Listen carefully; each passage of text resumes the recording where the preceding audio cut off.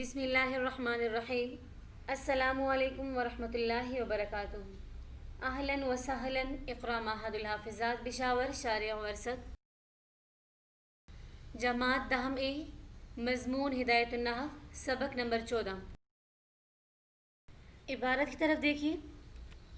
المقصد الاول فی المرفوعات، الاسماء المرفوعة 8 اقسام: الفاعل ومفعول ما لم يسمى فاعله، والمبتدأ والخبر، وخبر إن وأخواتها، واسم كان وأخواتها، واسم ما ولا المشبهتين بليس، وخبر لا التي لنفي الجنس.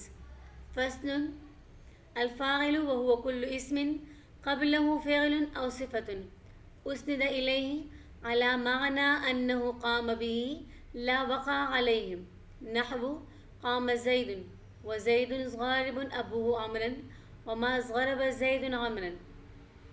وكل فعل لا بد له من فاعل مرفوع مظهر كذهب زيد، أو مضمر بارز كغربت زيدا، أو مستتر كزيد ذهب. وإن كان الفعل متعديا كان له مفعول به أيضا، نحو غرب زيد عمرا. وإن كان الفاعل مظهرا وحد الفعل أبدا، نحو غرب زيد وغرب الزيدان وغرب الزيدون. وإن كان مضمرا وحد للواحد، نحو زيد غرب، وثني للمثنى، نحو الزيدان غربا، وجمع للجمع، نحو الزيدون غربوا. وإن كان الفاعل مؤنثا حقيقيا وهو ما بإزائه ذكر من الحيوان، أنث الفعل أبدا إن لم تفصل بين الفعل والفاعل، نحو قامت هند. فإن فصلت فلك الخيار في التذكير والتانيث، نحو غرب اليوم هند. وإن شئت قلت غربت اليوم هند. وكذلك في المؤنث الغير الحقيقي، نحو طلعت الشمس. وإن شئت قلت طلع الشمس. هذا إذا كان الفعل مسندا إلى المظهر. وإن كان مسندا إلى المضمر أنث أبدا، نحو الشمس طلعت. وجمع التكسير كالمؤنث الغير الحقيقي، تقول قام الرجال. وإن شئت قلت قامت الرجال، والرجال قامت، ويجوز فيه الرجال قاموا. ترجمہ: المقصد الاول فی المرفوعات، پہلا مقصد اول مرفوعات کے بیان میں. الاسماء المرفوعة 8 اقسام، اسماء مرفوعہ 8 اقسام پر مشتمل ہے. اسماء مرفوعہ کی 8 اقسام ہیں: فاعل، مفعول ما لم یسمى فاعلہ یعنی نائب فاعل، مبتدا خبر، ان اور اس کے اخوات کی خبر، و اسم کان و اخواتها، کان اور اس کے اخوات کا اسم، و اسم ما والمشبہتین بلیس، اور ما والمشبہتین بلیس کا اسم، اور لا نفی جنس کی خبر. فصل: فاعل کے بیان میں. فاعل وہو کل اسم، وہ ہر وہ اسم ہے کہ جس سے پہلے فعل او صفتن یا صیغہ صفت ہوں، اسند الیہ اس کی طرف نسبت کی گئی ہوں، یعنی اس فعل یا صیغہ صفت کی طرف نسبت کی گئی ہوں، علی معنی اس طور پر کہ قام بھی کہ وہ اس کے ساتھ قائم ہوں، لا وقع علیہ نہ کہ وہ اس پر واقع ہوں، یعنی وہ فعل یا شبہ فعل اس اسم پر واقع نہ ہو بلکہ اس کے ساتھ قائم ہوں. جیسے قام زید، زید کھڑا ہوا، و زید غارب ابو عمرن، زید کہ اس کا باپ مارنے والا ہے عمر کو، وما غرب زید عمرن اور نہیں مارا زید نے عمر کو. وکل فعل اور ہر فعل کے لیے لا بد لہ ضروری ہے اس کے لیے من فاعل، فاعل کا ہونا، من فاعل مرفوع مظہر، مرفوع مظہر کا. جیسے ذهب زید، یا مضمر بارز کا یعنی ضمیر بارز کا. جیسے غربت زیدن یا غربت زیدن یا غربت زیدن. یا ضمیر مستتر کا جیسے زید ذهب. وإن كان الفعل متعدیا اور اگر فعل متعدی ہو، کان له مفعول به ایضا تو اس کے لیے مفعول به کا ہونا بھی ضروری ہے. جیسے غرب زید عمرا، زید نے عمر کو مارا. وإن كان الفاعل مظہرا اگر فاعل ظاہر ہو، وحد الفعل ابدا تو فعل کو ہمیشہ واحد لایا جائے گا. جیسے غرب زید زید نے مارا، ضرب الزیدانی 2 زید نے مارا، ضرب الزیدون اور کئی زید نے مارا. وإن كان مضمرا اور اگر فاعل ضمیر ہو وحد للواحد تو واحد لایا جائے گا واحد کے لیے، یعنی واحد فاعل کے لیے فعل واحد لایا جائے گا، جیسے زید ضربا، یعنی فاعل واحد کے لیے فعل واحد لایا جائے گا جیسے زید ضربا. وثنی للمثنى اور تثنیہ فعل کے لیے، تثنیہ فاعل کے لیے فعل تثنیہ لایا جائے گا جیسے الزیدان ضربا، اور جمع کے لیے فعل جمع لایا جائے گا جیسے الزیدون ضربوا. ان کان الفاعل مؤنثا حقیقیا اور اگر فاعل مؤنث حقیقی ہو، اور مؤنث حقیقی کی تعریف وہ ما بإزائہ ذکر من الحیوان، جس کے مقابلے میں جاندار مذکر موجود ہوں. ان الفعل ابدا تو فعل ہمیشہ مؤنث لایا جائے گا. ان لم تفصل بین الفعل والفاعل جبکہ نہ ہو فعل فاعل کے درمیان کوئی فاصلہ، جیسے قامت ہندن، ہندا کھڑی ہوئی. فإن فصلت پس اگر آپ فاصلہ لائیں، فلک الخیار تو آپ کے لیے اختیار ہے پھر تذکیر و تانیث مذکر اور مؤنث کے لانے میں، یعنی فعل کو مذکر اور مؤنث لانے میں آپ کو اختیار ہے، جیسے ضرب الیوم ہندن، ہند نے آج کے دن مارا. وإن شئت قلت اور اگر آپ چاہیں تو اس طرح بھی کہہ سکتے ہیں ضربت الیوم ہندن، یعنی ایک میں مذکر فعل اور دوسرے میں مؤنث. وکذالک فی المؤنث الغیر الحقیقی اور اس طرح مؤنث غیر حقیقی میں بھی ہے، جیسے طلعت الشمس سورج طلوع ہوا. وإن شئت قلت اور اگر آپ چاہیں تو کہیں طلع الشمس، ایک میں مؤنث فعل اور دوسرے میں مذکر. ھذا اذا کان الفعل مسندا الی المظہر، یہ صورت تب ہوگی جب کہ فعل اس میں ظاہر کی طرف مسند ہو، اس کی نسبت ہوئی ہو. وإن كان مسندا الی المضمر اگر اس کی نسبت ہوئی ہو ضمیر کی طرف، انثى ابدا تو ہمیشہ فعل مؤنث لایا جائے گا جیسے الشمس طلعت. وجمع تکسیر کالمؤنث الغیر الحقیقی اور جمع تکسیر مؤنث غیر حقیقی کی طرح ہے، جیسے تقول آپ کا قول آپ کہیں گے قام الرجال آدمی کھڑے ہوئے. وإن شئت اور اگر آپ چاہیں تو کہیں قامت الرجال والرجال قامت. ويجوز فيه الرجال قاموا اور اس میں جائز ہے الرجال قاموا کہنا بھی. المقصد الاول فی المرفوعات تشریح. مقصد اول فی المرفوعات یعنی پہلا مقصد مرفوعات کے بیان میں، تو ما قبل میں مصنف رحمہ اللہ نے بیان کیا تھا کہ مقدمے کے بعد 3 مقاصد ہیں اور اس کے بعد پھر خاتمہ. تو یہاں سے مصنف رحمہ اللہ مقصد اول کو بیان فرما رہے ہیں. تو مقصد اول مرفوعات کے بیان میں ہے. مرفوعات کل 8 ہیں. فاعل، نمبر 2 مفعول ماضی میں اسم فاعل ہوں، نمبر 3 مبتدا، نمبر 4 خبر، نمبر 5 ان اور اس کے اخوات کی خبر، نمبر 6 کان اور اس کے اخوات کا اسم، نمبر 7 ما والا یعنی ما والمشبہتان بلیس کا اسم، اور نمبر 8 لا نفی جنس کی خبر. المقصد، اس پر اشکال پیدا ہوتا ہے کہ مقصد کون سا صیغہ ہے، اس لیے کہ مقصد نہ تو یہ مصدر میمی ہے اور نہ ہی یہ اسم ظرف کا صیغہ ہے، کیونکہ اگر ہم اس کو اسم ظرف کا صیغہ مانیں تو پھر اس کا معنی ہوگا پہلا مقصد کرنے کی جگہ مرفوعات میں، اور اگر مصدر میمی مانے اس کو تو پھر اس صورت میں معنی ہوگا پہلا مقصد کرنا مرفوعات میں. حالانکہ یہ دونوں ترجمے غلط ہیں.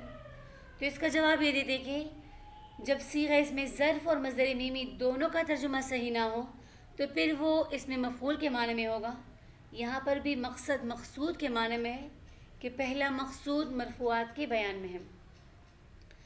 سوال یہاں پر معلوم ہوتا ہے یعنی مصنف رحمہ اللہ نے مرفوعات کو کیوں مقدم کیا، تو اس کا جواب یہ کہ مرفوعات منصوبات اور مجرورات کے مقابلے میں عمدہ فی الکلام ہوتا ہے، اس لیے مرفوعات کو مقدم کیا. مرفوعات یہ جمع ہے مرفوعن کی. تو اب یہ مرفوع کسے کہا جاتا ہے؟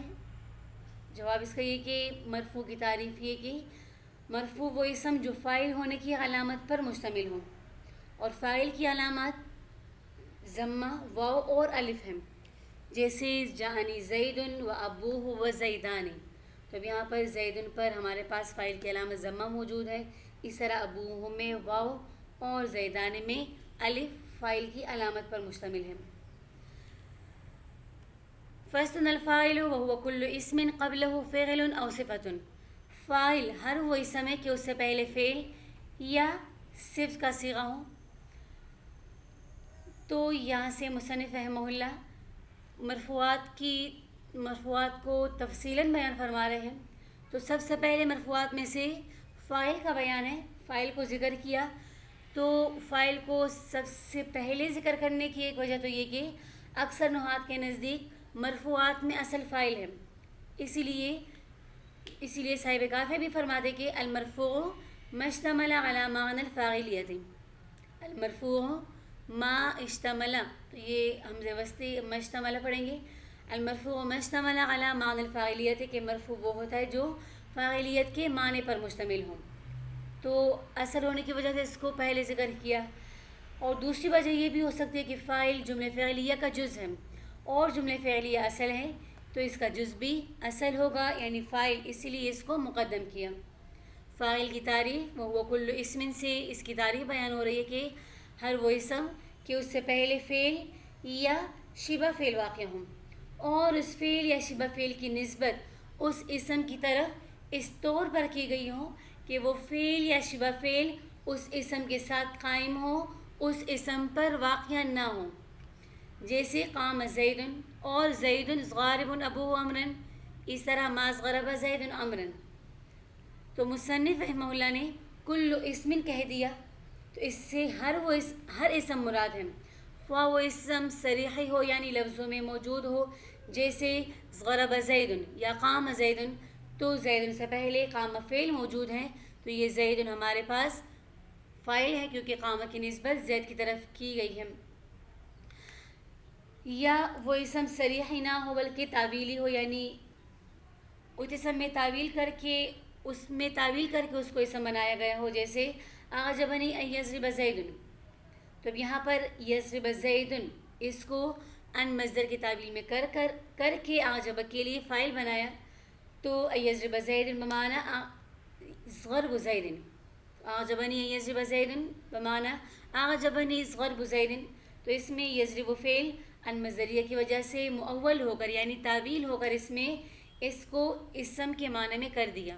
تو خواہ اس میں صریحی ہو یا اس میں تعویلی، دونوں ہمارے پاس فاعل واقع ہوں گے، جبکہ اس سے پہلے فعل یا شبہ فعل ہو اور اس فعل یا شبہ فعل کی نسبت اس اسم صریحی یا اسم تعویلی کی طرف کی گئی ہو. قبلہ فعل، مصنف رحمہ اللہ نے یہاں پر قبلہ کہا تو اس قید سے وہ اسم خارج ہوا کہ اس سے پہلے فعل یا صیغہ صفت نہ ہو بلکہ اس کے بعد فعل یا صفت ہو. جیسے زید قامہ، تو زید اس میں فاعل نہیں، زید اسم ہے لیکن اس کو ہم فاعل نہیں کہیں گے کیونکہ فاعل کی تعریف سے یہ خارج ہے. اگرچہ قام فعل کی نسبت اسم کی طرف ہے مگر یہی فعل اسم کے ماقبل نہیں بلکہ مؤخر ہے. تو اسی وجہ سے زید مبتدا ہے، فاعل نہیں، اور قامہ اس کے لیے خبر ہے. اور اس کے برعکس قام زید ہمارے پاس ہوتا تو اس میں قامہ کے بعد زید ہے، زید سے پہلے قامہ فعل ہے، اسی لیے زید کو ہم نے فاعل بنایا. تو فاعل کی تعریف میں جو صفت کا لفظ ذکر ہے، کل اسم قبلہ فعل او صفت، تو صفت سے مراد اس میں فاعل، اس میں مفعول، اس میں تفضیل، بلکہ ہر وہ چیز جو فعل کی طرح عمل کرے وہ مراد ہے. یہاں پر اسند الیہ علی معنی انہ قام بہ لا وقع علیہ. تو یہ فصل ثانی ہے، اس کا مطلب یہ کہ اسم سے پہلے ایسا فعل یا صیغہ صفت ہو جس کی اس اسم کی طرف نسبت بالاصالت یعنی کسی کے تابع ہو کر نسبت نہ ہو بلکہ اصلاً ہی اس کی نسبت کی گئی ہو. تو اس فصل سے وہ اسم خارج ہو گیا جس سے پہلے فعل تو ہے مگر اس کی اس اسم کی طرف نسبت بالاصالہ نہیں بلکہ بالتبع ہے، یعنی کسی کے تابع ہو کر اس کی نسبت فعل کی طرف ہوئی ہو. جیسے غرب زید زید، اس مثال میں زید ثانی اسم ہے، اس سے پہلے فعل بھی ہے مگر اس فعل کی نسبت زید اول کی طرف اصل کے اعتبار سے ہے، لہٰذا یہ تو فاعل ہے مگر زید ثانی کی طرف نسبت بالتبع ہے، زید اول کے تابع ہو کر نسبت ہے، لہٰذا اس کو فاعل نہیں کہیں گے بلکہ فاعل کا تابع کہیں گے.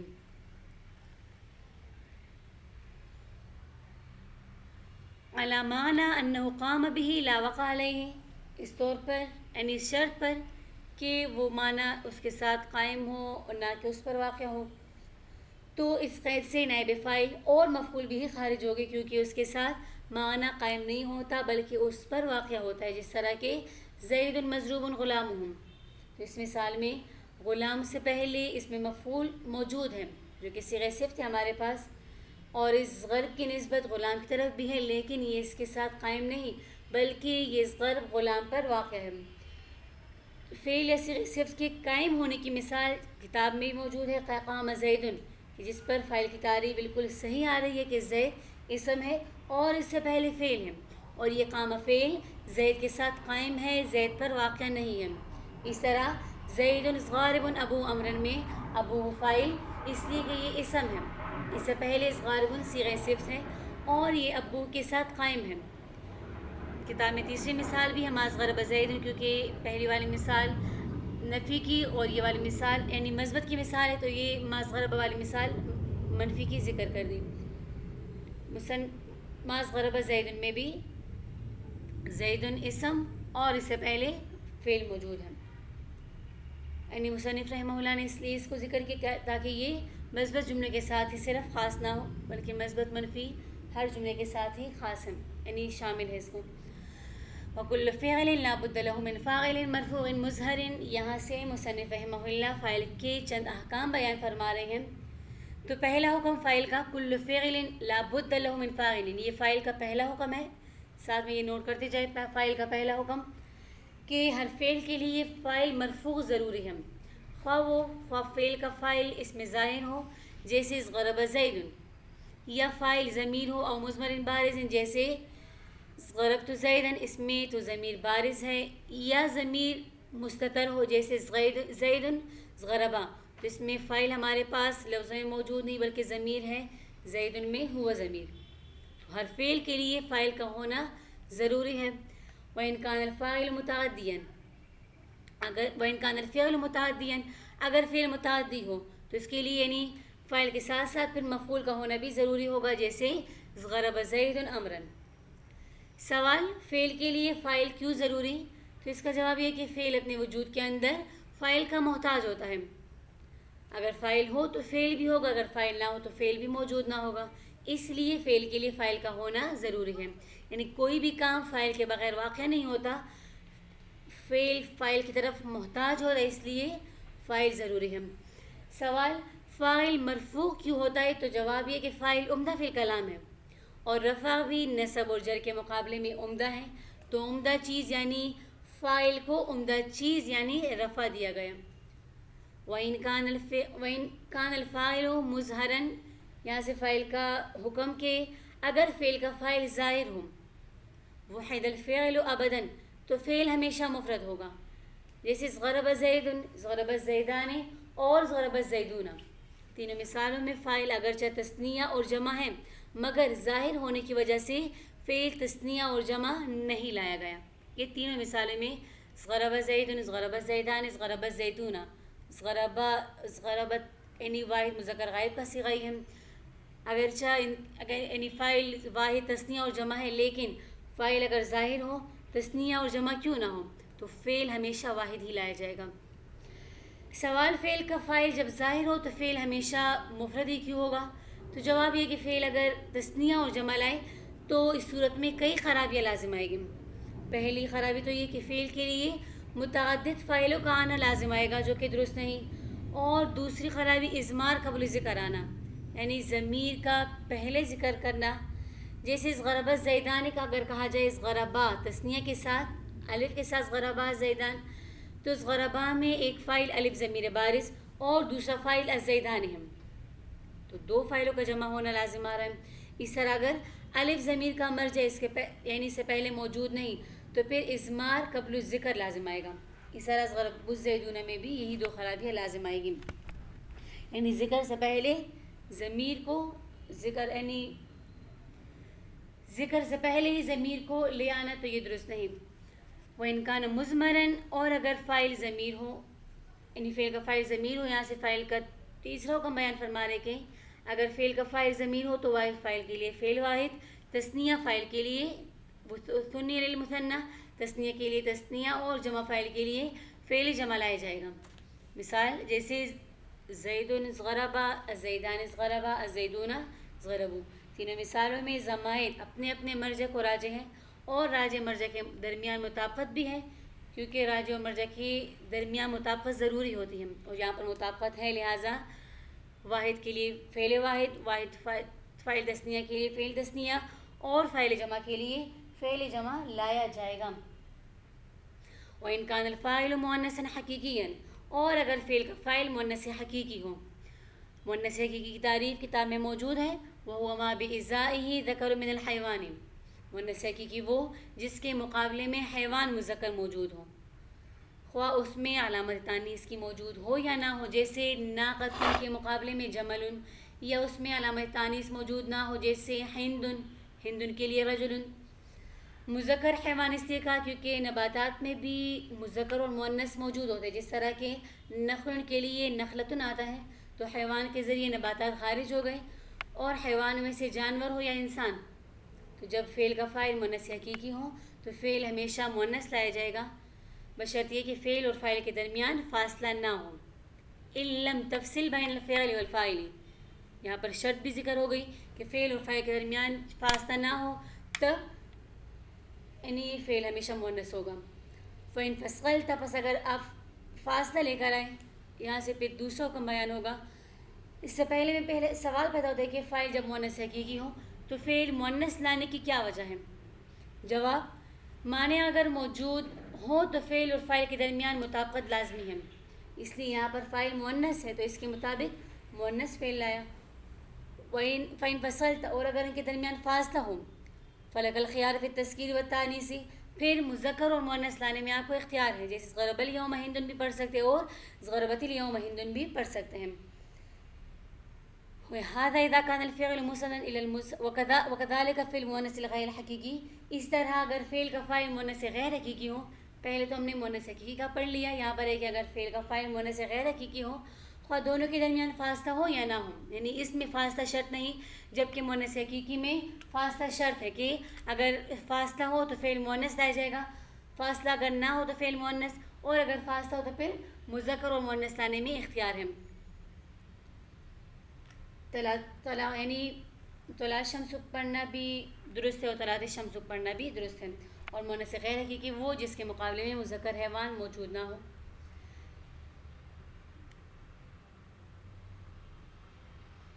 تو پھر اگر فعل اور فاعل کے درمیان مطابقت کا اعتبار ہو تو فعل مؤنث لانا جائز ہے، اور اگر اس کا اعتبار ہو تو پھر یعنی کہ یہ مؤنث حقیقی کے خلاف ہے تو پھر مذکر لانا بھی جائز ہے.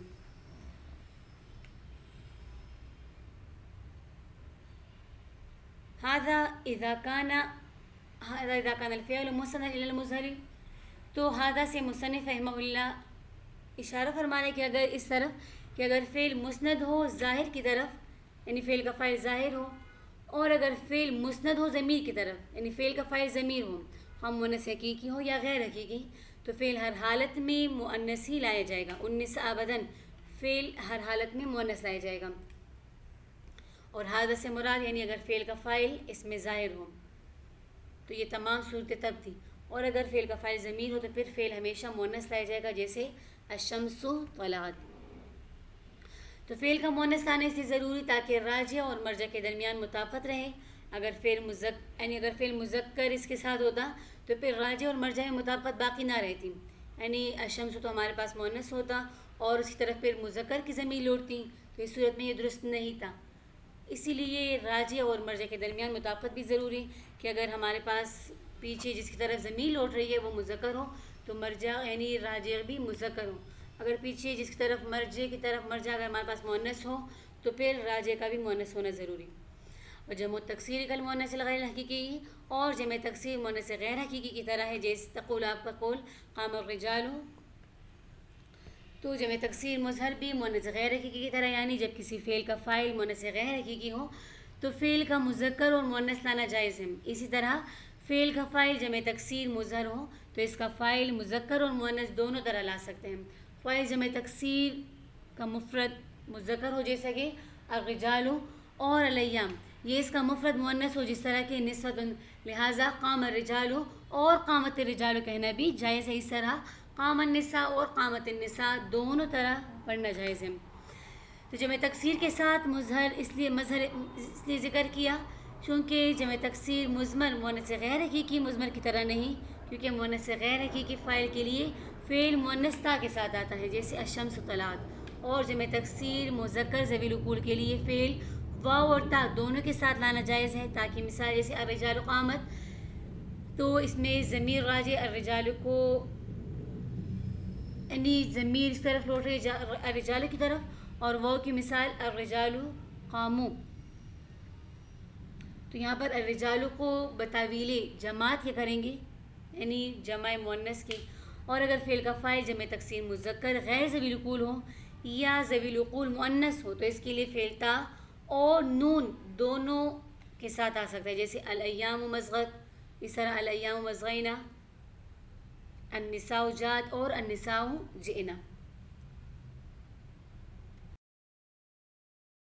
ويجب تقديم الفاعل على المفعول إن كان مقصورين وخفت اللبس نحو ضرب موسى عيسى، ويجوز تقديم المفعول على الفاعل إن لم تخف اللبس نحو أكل لكم مثل يحيى وضرب عمرا زيد، ويجوز حذف الفعل حيث كانت قرينة نحو زيد في جواب من قال من ضرب، وكذا يجوز حذف الفعل والفاعل معا كنعم في جواب من قال أقام زيد، وقد يحذف الفاعل ويقام المفعول مقامه إذا كان الفعل مجهولا نحو ضرب زيد، هو القسم الثاني من المرفوعات۔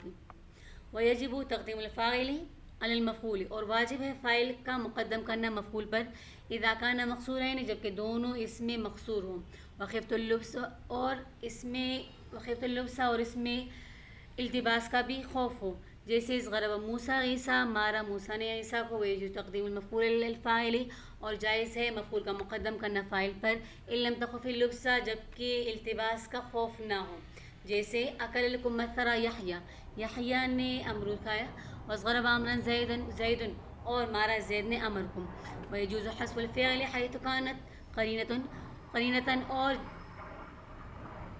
جائز ہے فعل کا حذف کرنا جبکہ کوئی قرینہ موجود ہو، جیسے زید فی جواب، اس شخص کے جواب میں جو کہے من ضرب کہ کس نے مار، وکذا یجوز حذف الفعل والفاعل معا، اور اس طرح فعل اور فاعل کو ایک ساتھ حذف کرنا بھی جائز ہے، جیسے نعم فی جواب من قال اقام زید، اس شخص کے جواب میں جو کہے کیا زید کھڑا ہوا، وقد یحذف الفاعل، اور تحقیق یعنی کبھی کبھار حذف کیا جاتا ہے فاعل کو، ویقام المفعول مقامہ، اور قائم مقام کیا جاتا ہے مفعول کو، اس کے قائم مقام کر دیا جاتا ہے، اذا کان الفعل مجہولا جبکہ فعل مجہول ہو، جیسے ضرب زید مارا گیا، هو القسم الثانی، اور یہ فعل مجہول قسم ثانی، مرفوعات کی قسم ثانی میں انشاءاللہ بیان ہوگا، اسی میں سے ہے تو لہٰذا بیان بھی پھر اسی میں ہوگا۔ ویجب تقدیم الفاعل، یہاں سے مصنف رحمہ اللہ فاعل کے مقدم ہونے اور مفعول کے مقدم ہونے کی وجوبی اور جوازی دو صورتیں بیان فرما رہے ہیں۔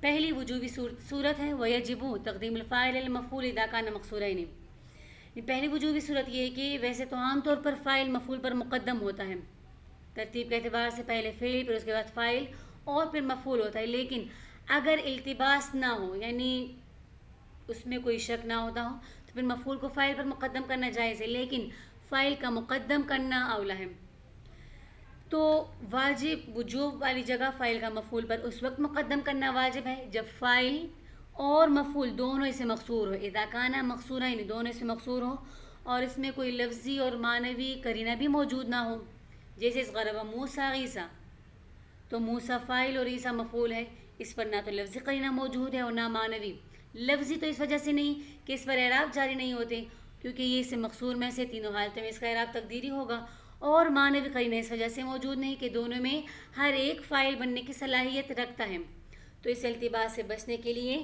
فاعل کا مفعول پر مقدم کرنا واجب ہے تاکہ مقصد فوت نہ ہو جائے، اس صورت میں جو مقدم ہوگا وہی ہمارے پاس فاعل اور جو مؤخر ہوگا وہی ہمارے پاس مفعول واقع ہوگا۔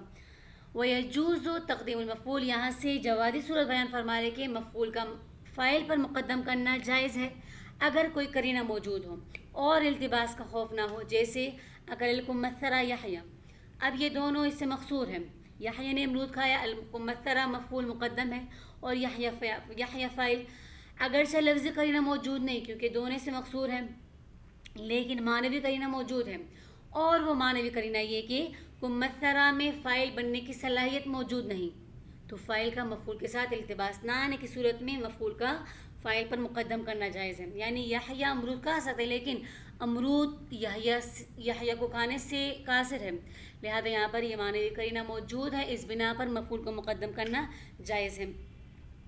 اور اگر کوئی لفظی قرینہ موجود ہو تو بھی مفعول کو فاعل پر مقدم کرنا جائز ہے، جیسے ضرب عمرا زید یا ضرب موسیٰ العلم.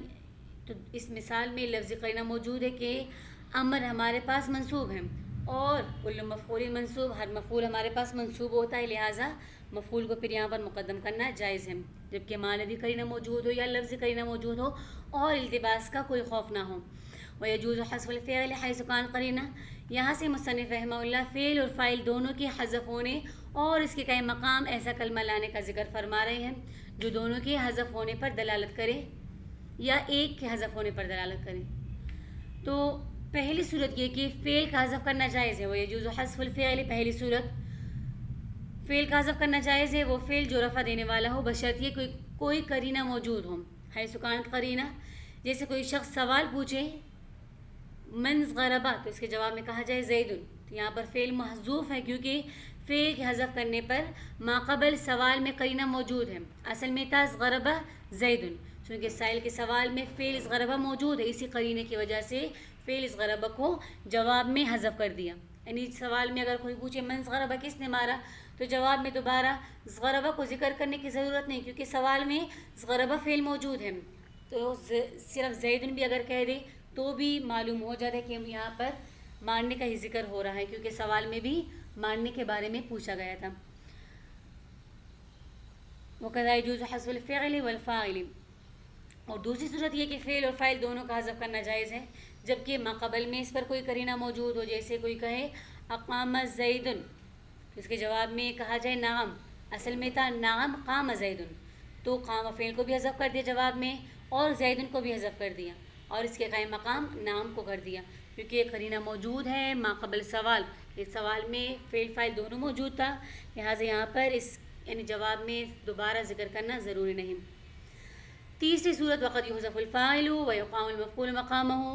کبھی کبھار فاعل کو حذف کر دیا جاتا ہے اور مفعول بھی کو اس کی جگہ پر کھڑا کر دیا جاتا ہے، اور یہ اس وقت ہوتا ہے جب فعل معروف سے فعل مجہول بنائے جائیں، جیسے ضرب زید. تو اس کی مکمل تفصیل مرفوعات کی قسم ثانی میں آئے گی انشاءاللہ. ابھی جتنا پڑھ لیا یہ مکمل آپ لوگ یاد کر لیں اور کاپیوں میں نوٹ کر لیں. الحمدللہ رب العالمین. السلام علیکم ورحمۃ اللہ وبرکاتہ.